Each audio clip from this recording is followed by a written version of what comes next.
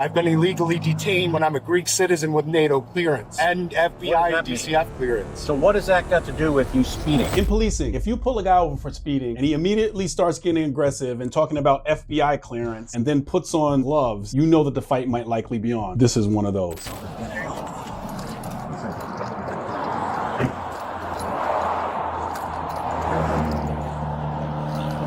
This is really peculiar when people pull over their car on the left side as opposed to pulling over to the right side of the road. It makes the hair on the back of my neck stand up whenever that would happen, because I don't know why they're doing it, if it's for their own tactical advantage and they want to do something, but this is definitely something to pay attention to going forward. Hello, Deputy Able to share something. The reason for stopping you, you're going 72 back there in the post 55. Oh, really? Yes. I've been tailed the whole way with people going 100. How does that sound? No one that passed you at 100. Right, sure. Am I free to go? No. I have FBI clearance, so... Okay, you have a driver's license? No, I don't. Okay. Well, I need some type of identification. No, you don't. Yes, I do. No, you don't. You don't have the right. What am I being stopped for? 72 and the post 55. I'm a Greek citizen. You're a who? A Greek citizen. Okay. Yeah. Try that. Try. So Here's the Florida license. No, go ahead. Which one do you want? I need your Florida driver's license. Why? Why not this? This is an international driving license. Okay, and you have a Florida one. All right, take it. You can have it. Am I free to go? No, you're not. I need registration and insurance. I don't have it. It's a rental. Okay, this should have some type of registration for the vehicle. I don't know where it is. I don't know why you're so upset with me. Think about it for a little bit. There's nothing to think about. Here. Is that good? No. Hang tight. Find your registration, I'll go ring your stuff. I don't have a registration for a car I don't own. Okay. Okay, a couple things from the tactical perspective from the police side. If a person is acting in that manner, in that kind of amped up, aggressive, FBI clearance type of talk and being a maybe to no person, I would get them out of the car, because the car has a whole bunch of danger areas that aren't checked. And this guy's behavior leads me to believe that he can get aggressive as we go forward. So I would not turn my back, and I can't tell for sure if the officer still has his head turned watching him, but the way that his body cam is facing, it doesn't seem like it's canted at all. And again, this is constructive criticism, not that he's a bad officer. I'm hoping and I imagine that he's likely very sharp. I'm just doing like we do in debrief to talk about things that we could have potentially done better going forward.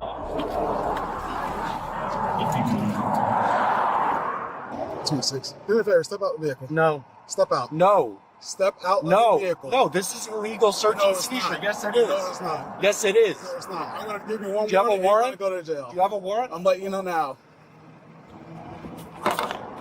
Go ahead. Search me. Step out. Search me. Go. Go.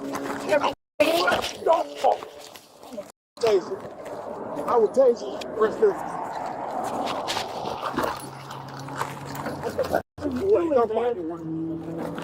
I have international. All right. Come on. I have international. Wait, give me. What are you doing? I promise you I will tase you. All right, I'm good right now.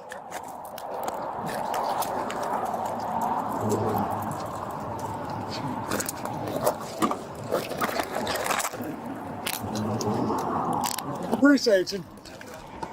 In custody, I want to go over a couple things. From a tactical perspective, why reapproach the car? Because we're vulnerable on the reapproach. Why not be on the passenger side? However, I can see why we wouldn't be on the passenger side, maybe because of the vehicles, but maybe behind a door that could provide some cover and call the suspect back to us so we can see the hands, because you can't see the hands if you're walking up to the car and this guy's putting on these weird golf, tactical, whatever type of gloves they are. Something's definitely going on. The paranoia, following by 100 miles per hour. I mean, all this other stuff makes me say, I have to have the best tactical advantage when dealing with this person who's acting in this very peculiar manner.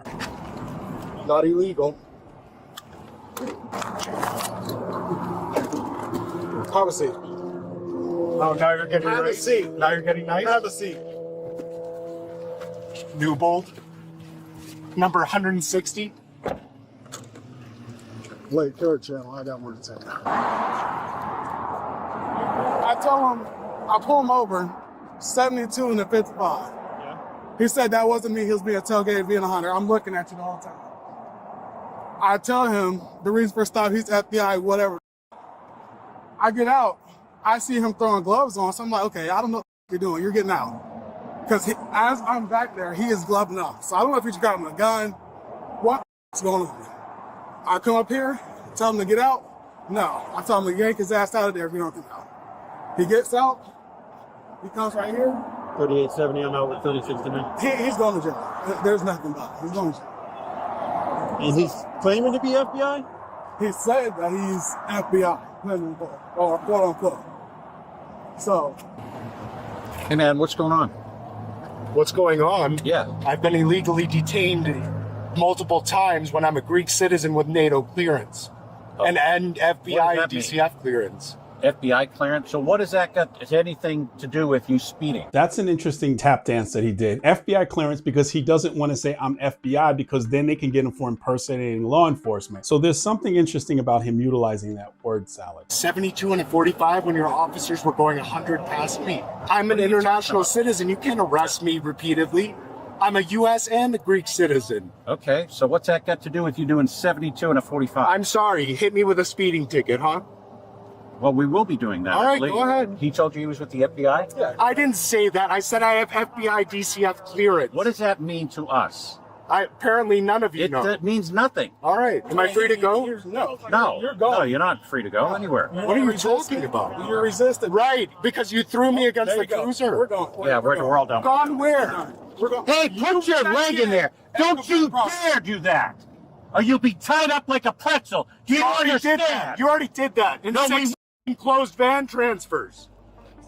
So we see that the officer is talking about the whole resisting charge, which we see that frequently when people refuse to get out of their car, the obstructing, depending on the jurisdiction. There's something else I'd like to share with you. So the initial stop was for speeding. Now, whether or not the officer charges him with that, it really doesn't matter. And I'll explain to you why. Because there's a thing called other charges recommended for consideration, which in some jurisdictions, they put that on the booking paperwork. And if the officer explains that in their declaration of arrest and the elements are there, the DA can file on those charges even if the officer initially doesn't. And I'm not saying in this jurisdiction that they have that, they had it in my jurisdiction. But even if the officer doesn't put that and the elements are there, the district attorney has the ultimate authority on what charges they can pursue going forward. So officers who are really good at listing all the elements to an arrest or an incident, they can end up, sometimes I would get subpoenas and I remember what I arrested the person for and I see other things on there and I'm like, oh wow, the DA feels that this was also more applicable or there was some additional charges that they ended up adding on. So remember, whatever you might see initially at the stop can be something completely different when they end up going and what they end up pleading out to. There's got to be something definitely going on with this guy, the paranoia and the other behavior that we saw in him. I don't know what it is. Hopefully he gets some help. And to the officer, he seems like he's a sharp officer. The critiques that I had were merely constructive and he looks like he can handle business. But there's a thing called tombstone courage in policing where you're supremely confident in your ability to take a person into custody by yourself. You heard the citizen say, and he's like, oh no, I'm good, I got it. But small tactical errors can potentially make an officer end up getting into a situation that they don't want to find themselves in. And a lot of times it's the larger officers. And I hope that this officer has a long, healthy career. But again, my constructive criticism is only to make policing better. If you like content like this is a place to come. Like the video, subscribe to the channel, and there should be a video on your screen. Click on that video for more content just like this. And I've been reached out to by people who are interested in becoming law enforcement. And again, there's a catalog of videos that you can click through and look through and learn more about policing. Like, subscribe, and share.